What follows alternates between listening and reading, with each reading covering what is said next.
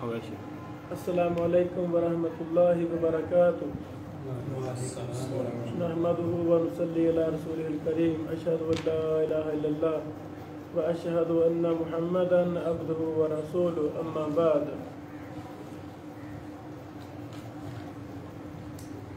ایک ادنا سی سوچ کے تحت ہم نے ائمہ کورس شروع کیا تھا.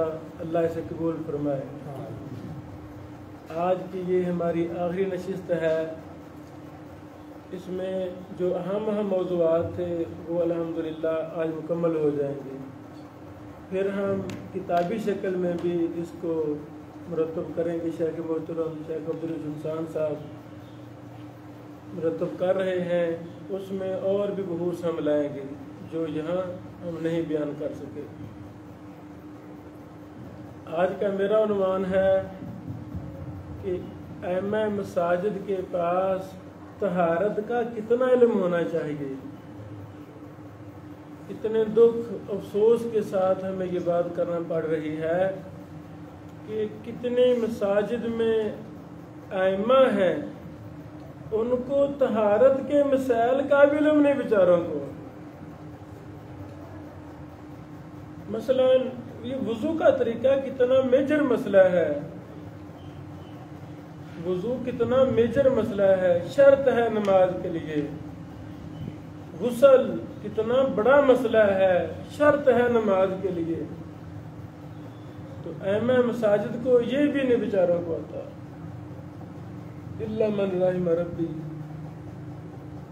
تو اس کو میں طہارت خاص نہیں کرتا. میں کہتا ہوں ایک امام مسجد کے پاس دین کا کتنا علم ہونا چاہیے. تو خلاصہ یہی ہے, قرآن کریم تجوید کے ساتھ ترجمہ تفسیر کے ساتھ اس کو آنا چاہیے. کتب احادیث میں سے کم از کم صحیح بخاری اس کو آنی چاہیے.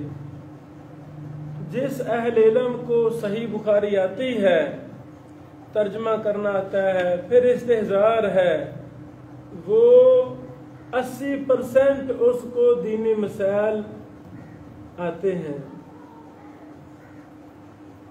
کام تو آسان ہے بالکل. سوچا جائے میں نے 5 نمازیں پڑھنی ہے, روزانہ میں گھنٹہ بھی دے لوں, صحیح تفسیر کو بھی آدھا گھنٹہ دے رہا ہوں, صحیح بخاری کو بھی آدھا گھنٹہ دے رہا ہوں, تو سال میں تفسیر بھی میری مکمل ہو جائے گی اور قرآن اور صحیح بخاری بھی میں ایک دفعہ پڑھ لوں گا.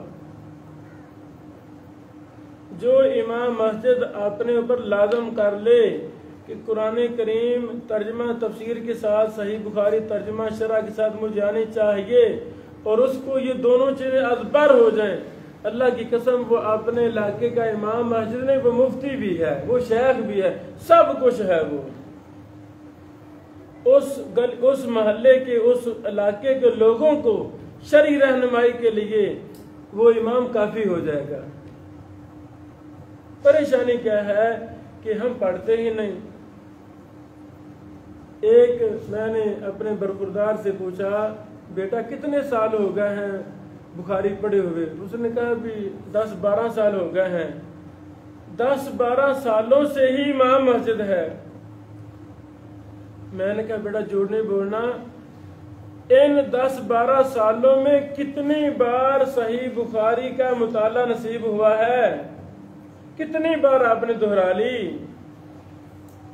ہنس پڑا, کہتا محترم ایک دفعہ کھولنا بھی مقدر میں نہیں ہوئی.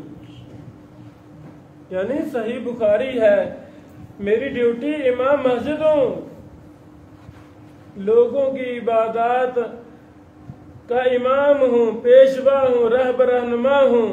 میری کیا حالت ہے, مجھے ضرورت نہیں محسوس کہ میں بخاری بھی کھول کے اس کا مطالعہ کر لوں. حضرات گرامی, جب ہم اور غم دین کا ہوگا پھر ہم ضرور مطالعہ کریں گے. کتنے ائمہ مساجد خطبہ ان بیچاروں کے پاس علم حدیث نہیں ہے, جرح و تعدیل نہیں جانتے, صحیح کیا ہے ضعیف کا ان کو نہیں پتا. وہ بیچارے حدیث بیان کرتے ہیں. اب پبلک بھی ماشاءاللہ شعور پبلک کو آ چکا ہے. پبلک کہتے لو جی یہ تو صحیح روایت ہے, یہ جھوٹی روایت ہے, کہاں سے بیان کی. وہ بیچارے پریشان ہو جاتے ہیں.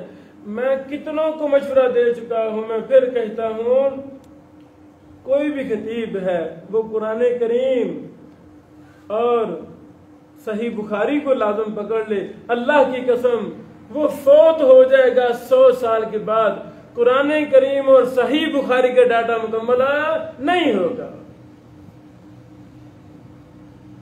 یعنی اپنے اوپر ہم شرط لگا لیں کہ لو جی میں نے تو نا قرآن اور صحیح بخاری کے بغیر جانا ہی نہیں. فائدہ کیا ہوگا؟ وہ عالم دین بھی اپنے محلے اپنے علاقے کے لوگوں کا محبوب شخص بن جائے گا. یہ جی ماشاءاللہ ٹو دی پوائنٹ اور اوتھینٹک چیزیں بیان کرتا ہے. ہمیں خود کو بھی بڑا فائدہ ہوگا, علاقے والوں کو بھی بڑا فائدہ ہوگا. عبرت کے لیے میں ایک واقعہ بیان کرنا چاہتا ہوں. 2000 غالباً 9-10 میں دارالسلام نے ہم سے مسند احمد پر کام کروانا تھا. اس میں 5-6 کام تھے. وہ 50 جلد والا شیخ محترم جو نسخہ ہے مسند احمد کا, دارالسلام اس کو 1 جلد میں شائع کرنا چاہتا تھا.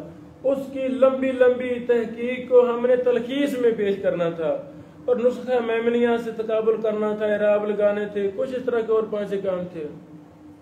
مجھے نسخہ میمنیہ نہیں مل رہا تھا. بڑا پرانا چھپا تھا, پاکستان میں تھا ہی نہیں. ایک شیخ کے پاس, مولانا کے پاس وہ شیخ موجود تھا. مجھے پتہ چلا ان کے پاس ہے. میں نے کہا ان سے جا کر شیخ محترم مجھے نسخہ میمنیہ چاہیے, سنا آپ کے پاس ہے. وہ آگے سے شعر پڑھنا شروع ہو گئے کہ کتاب میری محبوب ہے, محبوب کسی کو ادھار نہیں دیا جاتا. آپ مجھ سے کیسے سوال کرتے ہیں؟ عربی میں شعر ہیں, الا یا مستعیر الکتب منی ان الکتاب محبوبی والمحبوب لا یعار. بدیع الدین شاہراہدی سندھی صاحب رحم اللہ کے لائبریری میں کئی دفعہ گیا ہوں, وہاں بھی یہ شعر ابھی بھی لکھا ہوا ہے. اس مولانا نے آگے سے مجھے شعر اشعار پڑھ کے سنائے تو میں پریشان ہو گیا کہ کام خراب نہیں میرنی. میں اللہ نے میرے ذہن میں بات ڈالی. میں نے کہا شیخ محترم آپ ہمارے بھائی ہیں, ہمارے محترم ہیں, کتنے سال ہو گئے مسند احمد کو خریدے ہوئے, سچ بتانا ہے. کہتے کم و بیش 18-20 سال ہو گئے ہیں. میں نے کہا ان 18-20 سالوں میں اگر ایک بار بھی مسند احمد کھول کر آپ نے کسی حدیث کا مطالعہ کیا ہے, نسخہ میمنیہ آپ کا اگر نہیں مطالعہ کیا, نسخہ میمنیہ میرا. انہوں نے مجھے گلے لگا لیا. کہتے محترم آپ نے کہاں سے بات نکال لی, ہم بڑے کمزور ہیں, بہرحال یہ نسخہ آپ کا ہے. لوگو لا الہ الا اللہ محمد رسول اللہ صلی اللہ علیہ وسلم, یعنی میں محمد رسول اللہ صلی اللہ علیہ وسلم کا وارث ہوں اور میں اتنا نااہل ہوں. میرے گھر میں مسند احمد موجود ہے لیکن میرے مقدر میں ہے ہی نہیں کہ میں یہ اس کو پڑھوں. ہمارے سلاف کون تھے؟ عبد المنان نور پوری صاحب رحمہ اللہ سے ایک بندے نے حدیث پوچھی. شیخ نے کہا مسند احمد میں ہے. اس نے کہا نکال کے دو. نور پوری صاحب ہمارے استاد محترم نے ایک حدیث کو تلاش کرنے کے لیے پوری مسند احمد پڑھ ماری. اے لوگو, اسی گلی محلے میں, انہی بستیوں میں, انہی چٹائیوں پر بیٹھنے والے جاہل بھی ہیں, ممبر پر کھڑے ہونے والے ائمہ محدثین بھی ہیں. فرق کیا ہے؟ جن کو حدیث سے محبت ہو جاتی ہے, علم سے محبت ہو جاتی ہے, وہی ائمہ مساجد اپنے وقت کے امام اور محدث بن جاتے ہیں. جن ائمہ مساجد کو علم سے, سنت سے, آگے سے آگے بڑھنے سے محبت نہیں ہوتی, وہ روڑیوں کی طرح ملیا میٹ ہو جاتے. ان کا صفحہ ہستی سے نام و نشان مٹ جاتا ہے۔ یمن کی جب ہم تاریخ کا مطالعہ کرتے ہیں، وہاں بھی ایک درویش مدینہ میں وہ کسی گھر کے چوکیدار تھے، نگہت اچھی ہو اللہ بہانے بنا دیتا ہے، چوکیدار تھے، اور کسی نے کہا اللہ کے بندے مدینہ میں آ گیا ہے، کیا تنخواہ لیتا ہے؟ جی یہ تنخواہ ملتی ہے۔ اس نے کہا اس سے زیادہ تو مدینہ یونیورسٹی کے طالب علم کو وظیفہ مل جاتا ہے، چھوڑ اس کو جا کے پڑھ، دین پڑھ۔ اچھا یونیورسٹی میں کا داخلہ مل گیا، وظائف شروع ہو گئے، پڑھے، اہل علم و فضل بنے، پڑھ کر واپس چلے گئے یمن میں۔ ان کا گھر جنگلات کے اندر تھا، وہاں ہی ڈیرا لگا لیا۔ 3 سال یہ شیر، اللہ کا شیر، کوئی آیا نہیں پڑھنے۔ ایسے ہی ہوتا نا نئے نئے اداروں میں وقت دینا پڑتا ہے۔ یہ اپنے گھر کی گاؤں کی مسجد کا امام ہے، نمازیں پڑھا چھوڑتا ہے، دل میں بڑا شوق ہے یا اللہ کو بچے بھیج میں پڑھاؤں، دین پڑھاؤں، آیا نہیں کوئی رہا، ہاں کتابیں لکھ رہا ہے۔ ایک بچہ داخل ہوا، 2 داخل ہوئے، تاریخ نے دیکھا، لوگوں نے دیکھا، وہی شخص جو امام مسجد تھا ایک وقت وہ بھی آیا، اسی مسجد میں 2000 طالب علم صحیح بخاری پڑھنے والے تھے۔ دنیا نے اس کو محدث مقبل بن ہادی الوادعی الیمنی کے نام سے یاد کیا ہے، شیخ مقبل رحمہ اللہ تھے کون؟ امام مسجد۔ آج 5-7 دن پہلے دمشق کا ان محدثین کا ایک واٹس ایپ گروپ ہے منتدیات کے نام سے، اس میں بھی ہوں۔ وہاں انہوں نے کیا کمال، کسی نے ایک تفصیلی مضمون ابن باز پر لکھا۔ ابن باز کون ہے؟ نبینا، آنکھوں سے نبینا ہے۔ وہاں لکھا انہوں نے کہ ابن باز نے مسند احمد، کتب ستہ وغیرہ نام لکھے، کتب ستہ، مسند احمد وغیرہ ابن باز پر 40 بار یہ مکمل پڑھی گئیں۔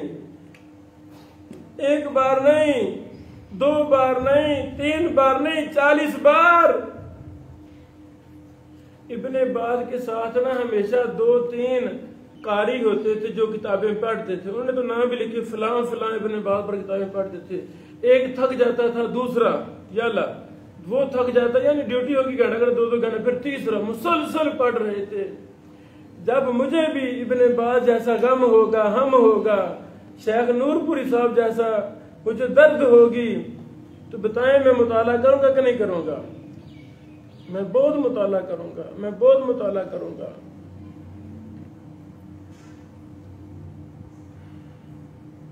بونگی کلیاں، ارزانی پور کے ساتھ 5-6 کلومیٹر اندر دائیں طرف بونگی کلیاں گاؤں ہے۔ وہاں ایک عبدالغفور شاہ صاحب نامی بندہ گزرا ہے۔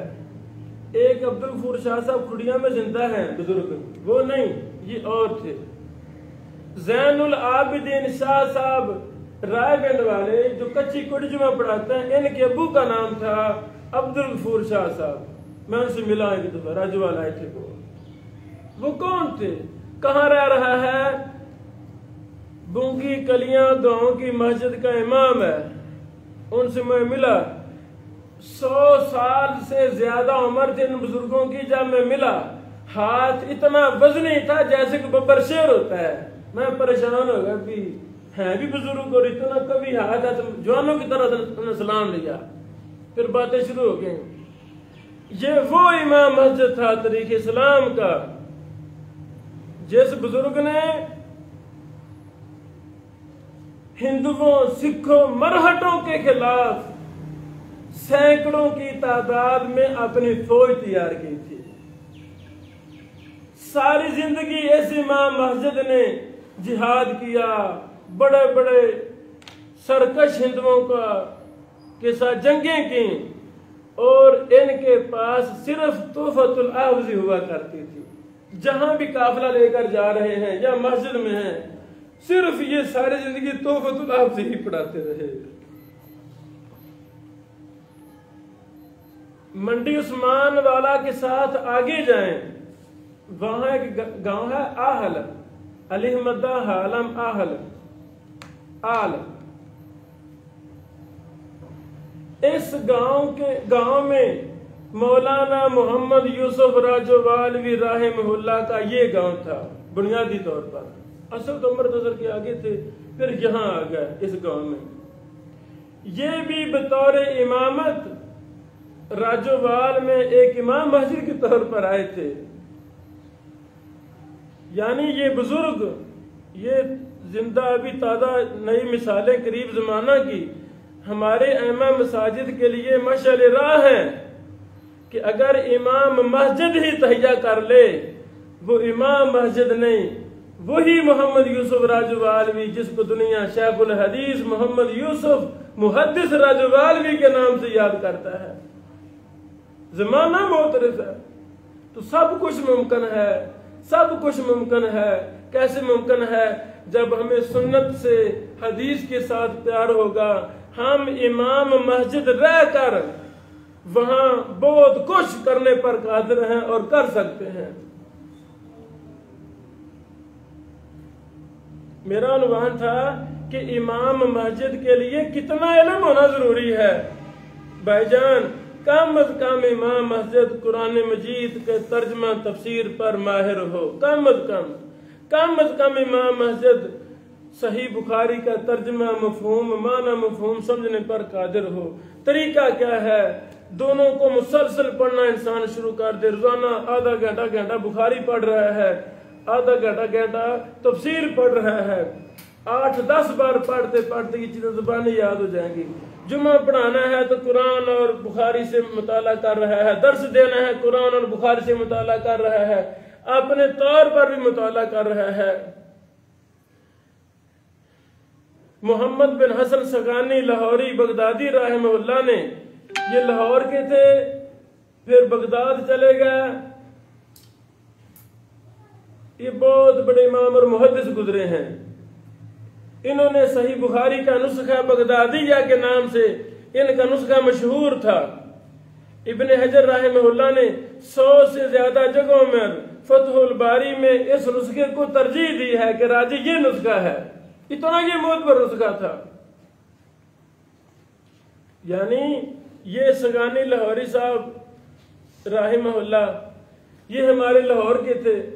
اس طرح کتنی ہزاروں مثالیں ملتی ہیں۔ ہمیں بھی کچھ کرنے کی نیت سے ہمیں کام کرنے چاہیے۔ یمن کا شہر صنعا، اس میں وہ مسجد آج بھی موجود ہے جو محدثین کے دور سے یعنی تبع تابعین کے دور سے چلی آ رہی ہے۔ وہاں بھی امام مسجد تھے جن کا نام امام عبدالرزاق سنانی تھا۔ انہوں نے اس مسجد میں بیٹھ کر محدثین کی جماعتیں تیار کی۔ جب سے انگریز ایک سازش کے تحت ہمارے اس برِ صغیر میں چکر لگا کر چلا گیا ہے، اس نے یہ پارٹیشن کر دی، نہیں جی یہ مسجد ہے، یہ مدرسہ ہے، یہ سکول ہے۔ یہ اس کی گمراہیوں میں سے ایک گمراہی ہے کہ ہم نے اس کو فالو کیا، مسجد کو لا کر دیا، مدرسے کو لا کر دیا اور سکول کو ہم نے لا کر دیا۔ حقیقت میں یہ تینوں ایک ہی چیز ہیں۔ ابھی بھی موقع ہے، جتنی اللہ تعالیٰ ہمیں توفیق دے، ہمت دے، ہم ارادے کریں، کوشش کریں، ہو سکتا ہے ایز اے امام مسجد ہی اللہ تعالیٰ ہم سے کوئی اچھا کام لے جائے۔ وآخر دعوانا ان الحمدللہ رب العالمین۔